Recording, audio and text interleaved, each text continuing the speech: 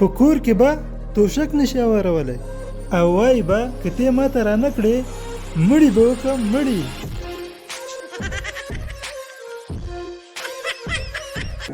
جینکو ته زما دا یوه مشوره ده، هر وخت تیاری اوسئ ځکه چې د واده رشته او د مرګ فرشته هر وخت راتلی شي.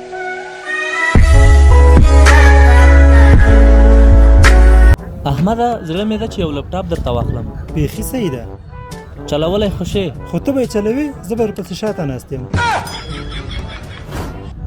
نن سبا خو د برق وضعیت بیخي خراب دی، بس چې ګورې برق به نه وي، بیا چې پوښتنه وکړې چا به پایه چپه کړې وي.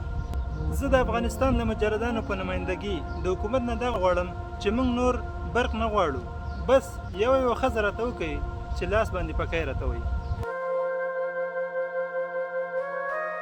چیرته چې هم ځې بس د ښځو قصې دي، څوک یې په راوړو پسې جاړي او چا چې راوړي دي جاړي.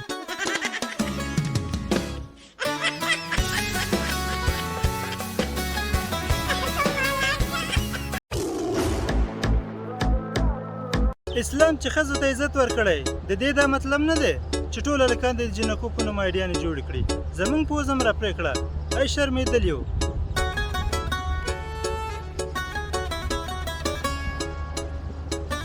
نن سبا چې ماشومان پلار ووهي وروسته یې بیا په چکلیټو باندې راضي کوي، او یو زمونږ ماشومتوب چې یو ځل به یې ووهلو بیا به یې د چپ کولو لپاره بیا وهلو.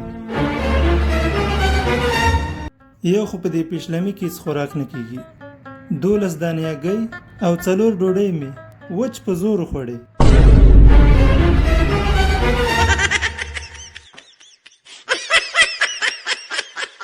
د هغه جنکو نخرې هم تر اسمانو رسیږي، د کوم لاس چې د المارۍ پورته خانې ته نه رسیږي. دوستانو د آخرت لپاره تیاری وکړئ، دا دنیا هیڅ وفا نه لري. دې دنیا کې وفا لرلی نو د چرګ هګۍ به یې چرګې ته ورکولی.